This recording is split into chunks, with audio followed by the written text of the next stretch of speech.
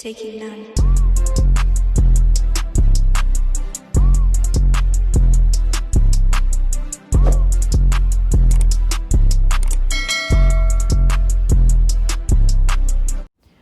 What's up, guys? Welcome back, and in this video I'm going to be previewing the Atlanta Falcons versus the New Orleans Saints. I'm going to be giving my matchups and predictions, and this is a divisional game, and it's a big rivalry for the New Orleans Saints and the Falcons. I mean, I don't think the players like each other. I don't think the team likes each other. I don't think the organization does, and we know the fans don't. They go way back. But this should be very, very interesting. Both teams know each other very well. We don't know who the starting quarterback is. And I made a separate video about it. So if you want to check that out, a link will probably pop up right now. But we're going to stick to this game and give you a little preview. So we're going to start off with injuries. So for the Atlanta Falcons, Todd Gurley, his injury was actually he just wanted to rest. But there was no practice status at all for him on Wednesday and Thursday. But I found it interesting that he did not practice at all Friday.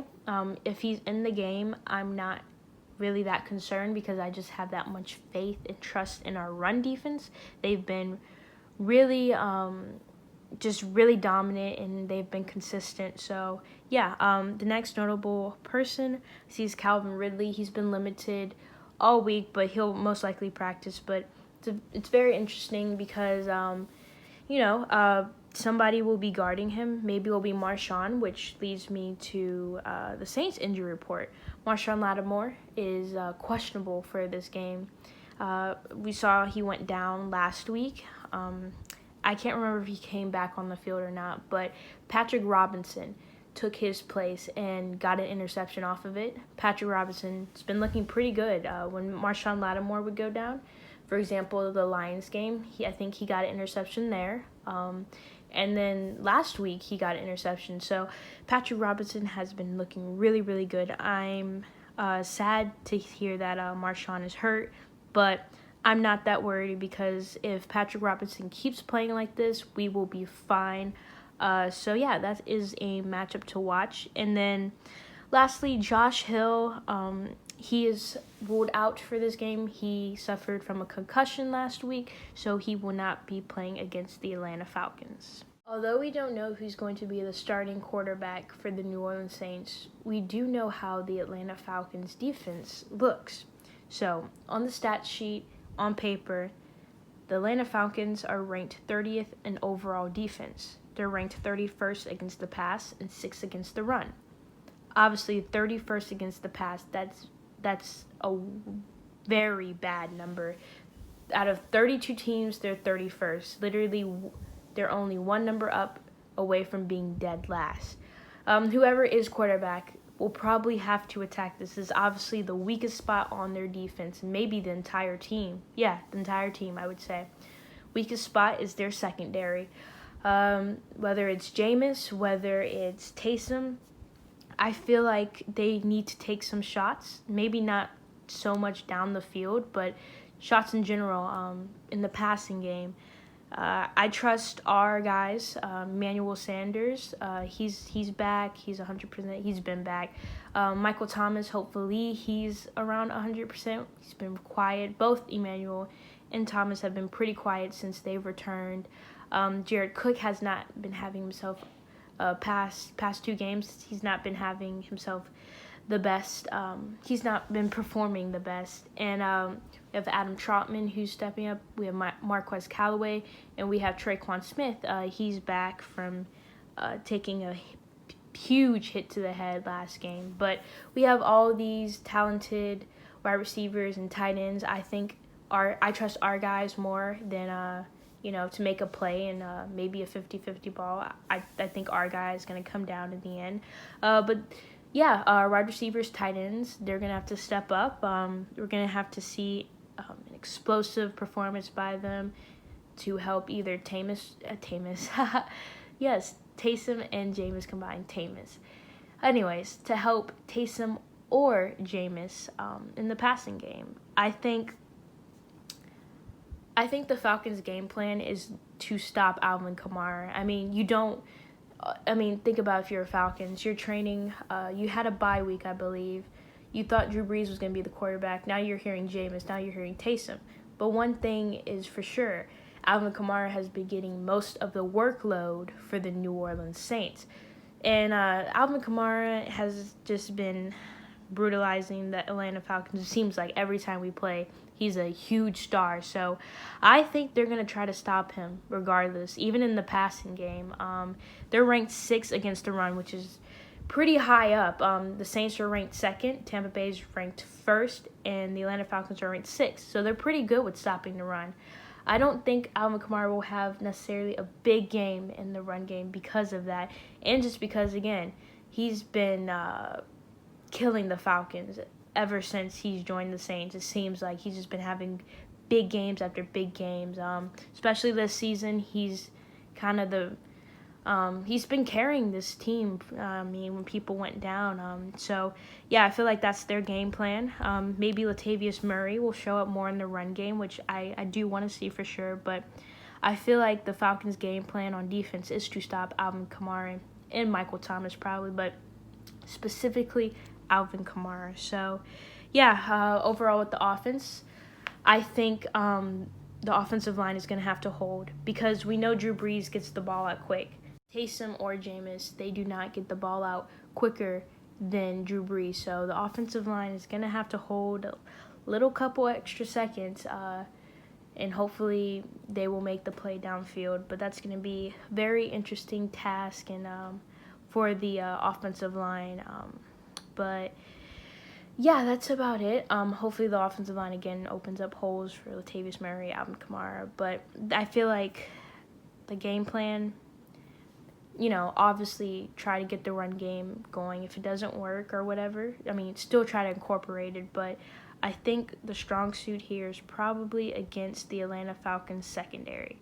And whoever's quarterback, all I know is that our receivers need to get open and, just make plays, be the playmakers they are. All right, now the New Orleans Saints defense versus the Atlanta Falcons offense. Atlanta, they look pretty good on paper. Total overall offense, they're ranked 5th. Atlanta's passing game is ranked 2nd, and they're ranked 18th against the run. So a little bit of a drop-off there. However, I know we like to make fun of the Atlanta Falcons blowing leads, and it's so funny. It brings a smile to my face. Literally, it's how do you do it? But in the more recent games, they've been putting up a lot of points, and they haven't been blowing leads. And we all know that the Atlanta Falcons, they've been seeing the Saints making fun of them. Everybody has been, but specifically the Saints. We know that they are going to want to beat us and just humiliate us. They did it last year. I was at the game. I saw it myself. It's a home game, the Saints' home game.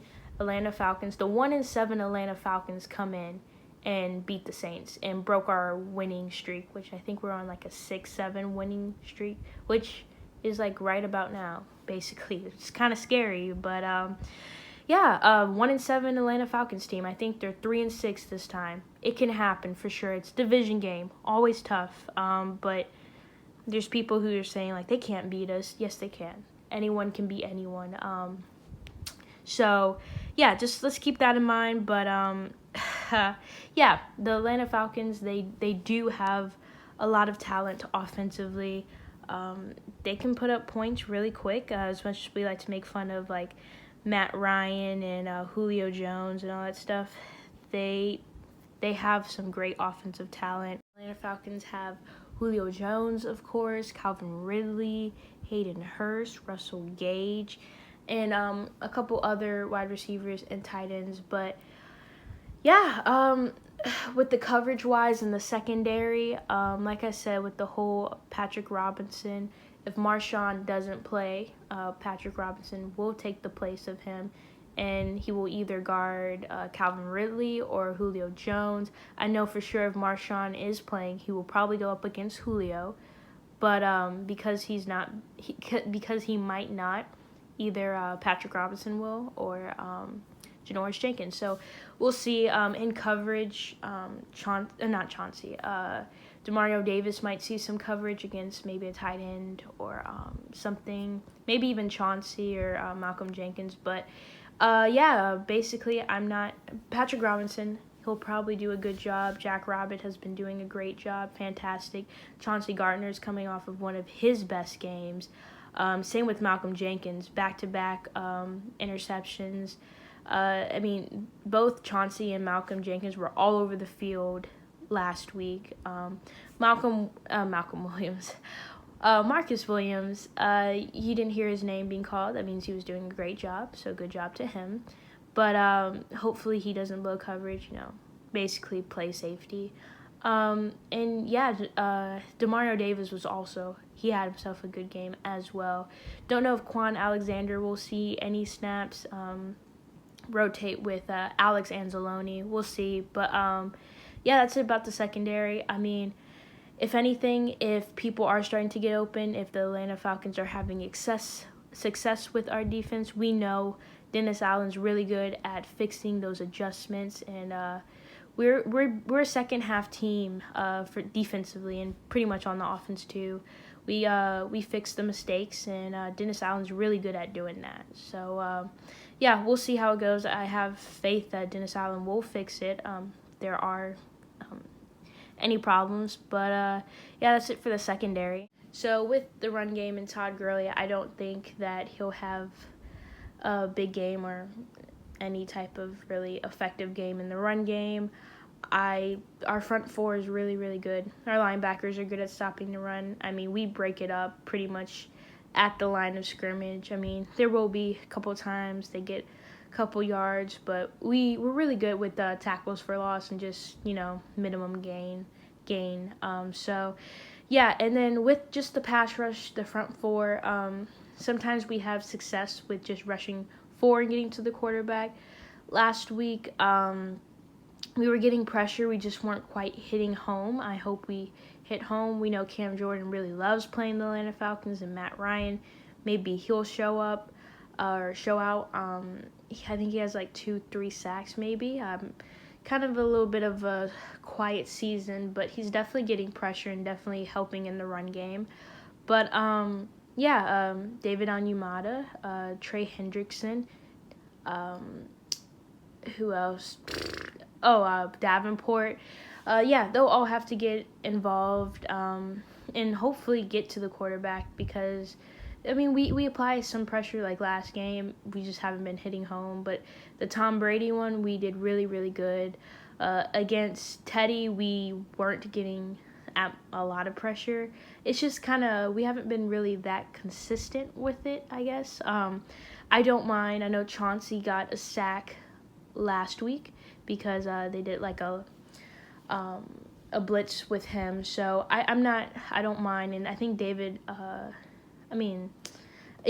Davis. I think Demario Davis got one as well, linebacker blitz. But I don't mind getting a sack that way. I kind of like if our front four, maybe even rush 5, can get a sack. But more pressure to the quarterback.